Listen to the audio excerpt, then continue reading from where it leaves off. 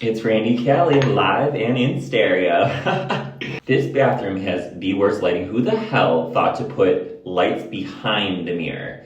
Like, what? Put lights in front or above the mirror, not behind it. Like it makes your reflection fucking dark. By the way, do you love my beard? I have a beard. I have a beard in Amsterdam. So yesterday we went to this area called the Red Light District. It's famous in Amsterdam. If you know what it is, if you know, you know. It's literally like where chicks stand in a window.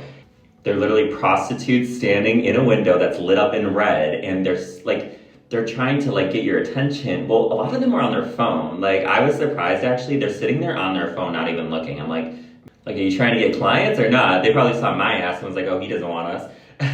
No, but they're like literally in lingerie. They're prostitutes. It's so weird. And there was a kid with his parents walking right in front of us past these windows. I was like, this is so awkward. I was like, it feels weird. It feels a little dirty, but it's kind of exciting. But I felt weird making eye contact with them. I was trying not to stare. I wanted to take a photo, but I felt like that was rude. It's like, they're not like a zoo animal in a cage. So I was like, okay, let's not do that. I thought it was really interesting though. You do not see that every day. Like, also there was like strip clubs we were passing. It literally said like live sex. Like, they give no fucks over here. They're just like, and you smell weed everywhere because it's legal. So I thought cocaine was legal over here, but I was talking to someone and it's not. But cops are really lenient about it. Like, they're basically like, as long as it's not heroin, like. This has been an interesting trip in many ways. I don't know. It's been a good trip. I feel very blessed. I'm very happy to be here. But this, especially when I was in London, the first 3 days of this trip, oh my God, was I going through it. For a multitude of reasons, this is probably one of my least favorite trips. I love Amsterdam. I think it's amazing. It's just like the circumstances of like life.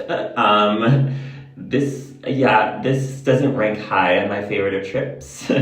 But like Vegas was a few months ago. I had an amazing time in Vegas, and it was hot as balls. Well, here it's cold. I actually would prefer the heat. It's way too cold to be here. Like, it's November 3rd or something right now, 5th, I don't know. But yeah, don't come to Amsterdam in November. Like, this was a mistake. And even Wayne admitted it. He was like, yeah, we would never come again at this time of year. It's just the deal was good, so we took it. But it's a little too cold, and I just feel like you can't even be fashionable because you have to cover everything up with a fucking coat, and you can't really bring cute coats because they take up a lot of room in your suitcase. So it's like, I have the two same fucking jackets every day. I'm like, I look stupid. I'm wearing the same shit in my photos.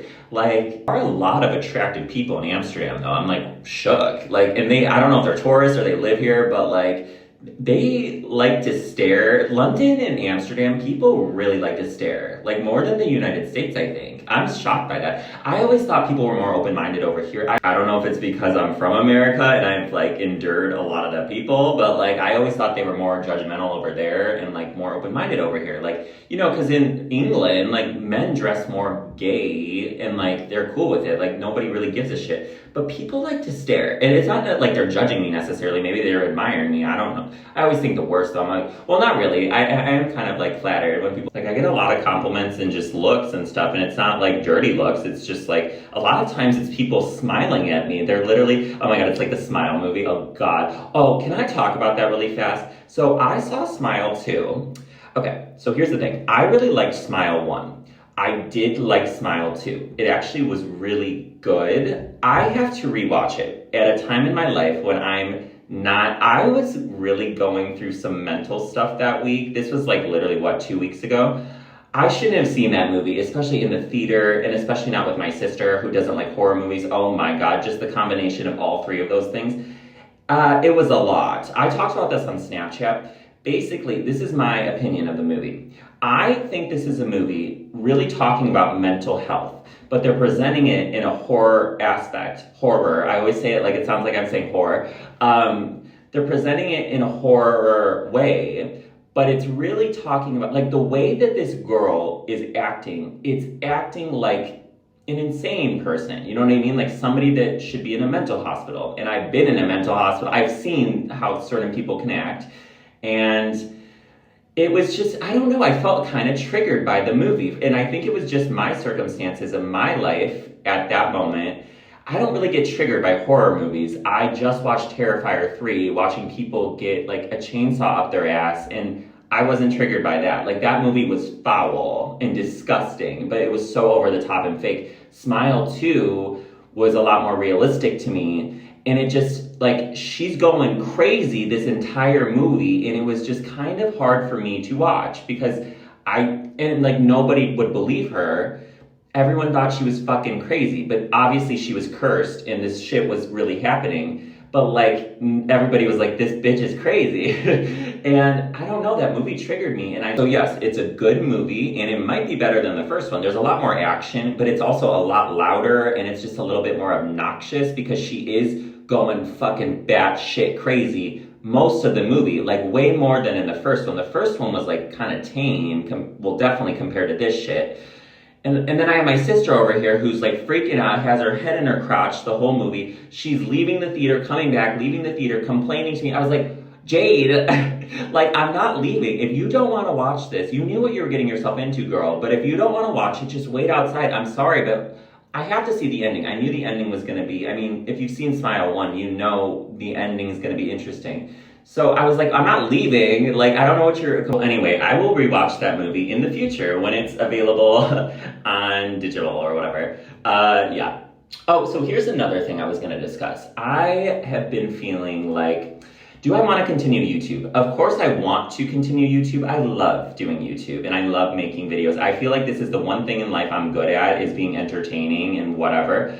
Because I don't really have talent. Like, I feel like I'm not talented at anything besides like being like funny or something, like entertaining. I don't know if I'm funny, but I almost feel like I tell so much of my life to people, but I almost feel like I share a lot of things that are personal to an audience that a lot of them support me and like me, but a lot of them don't have my best interests at heart. And it's almost like, why am I sharing this with people that don't even like me? They literally watch to just use that information against me, or I don't know, because a lot of times when you hate somebody, which I don't even know why anybody in this world would hate me, like literally that's strong. I enjoy being open with the world. I actually enjoy that. I like people knowing about me, but it's sometimes I feel like they don't even deserve it. Like, a lot of people do because you're like my friend in a way, and I have real life friends that watch my stuff, but then I have people that I know in real life that watch it. They'll never admit that they watch it, but they watch it, but they don't even like me as a person. They have some problem with me.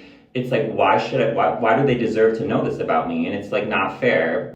Like, why do they deserve to know about my insecurities, bad situations I've been in, stories of my life? Why? You don't even like me. You have an issue with me. And I don't even, half the time, most of the 80% of the time, I don't even know why. So I question myself. Like, I almost feel like I want to stop being so honest with the internet or with people in general, because I feel like I don't even trust people much these days. I don't.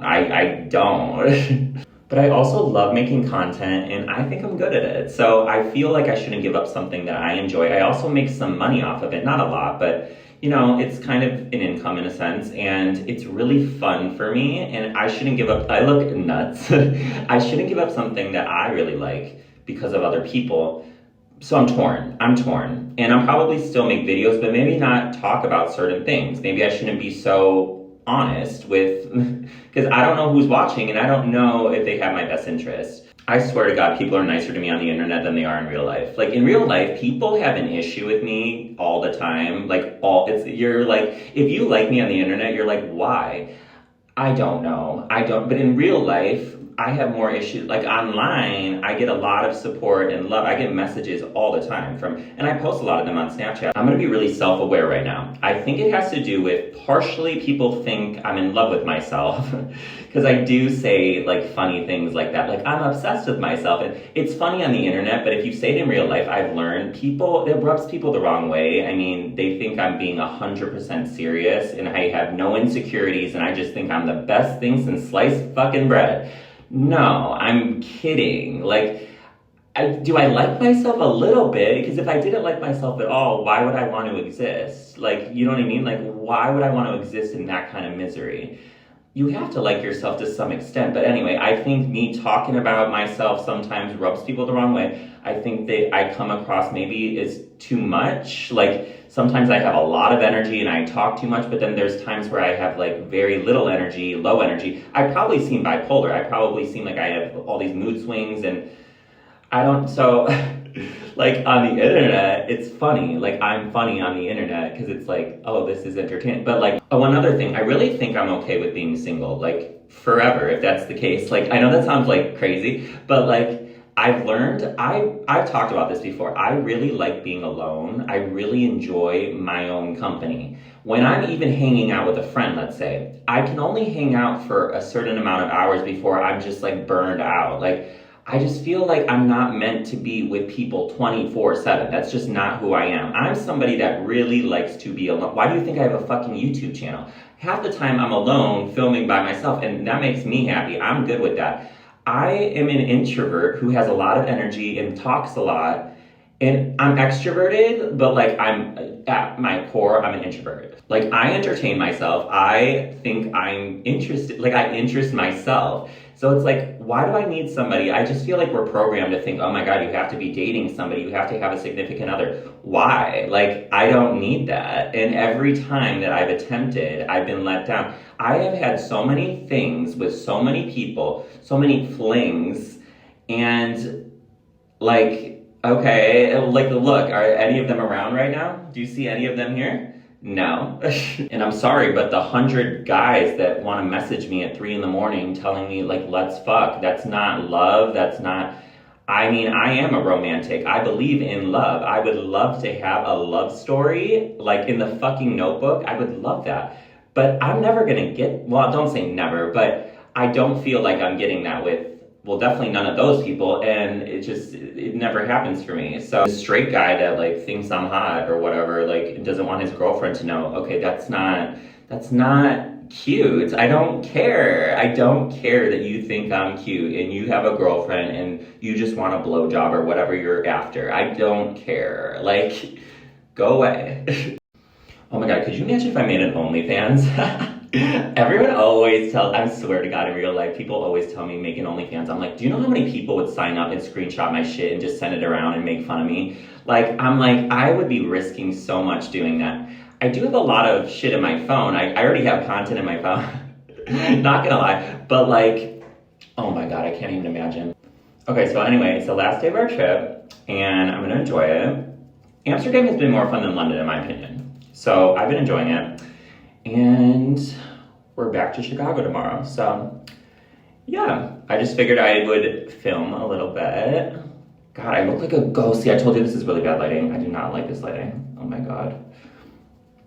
Somebody, okay, why did that one friend of mine tell me I'm bad at makeup, by the way? I don't think I'm bad at makeup. Like, what do they mean? Like, am I bad at applying it? Like, what does that mean?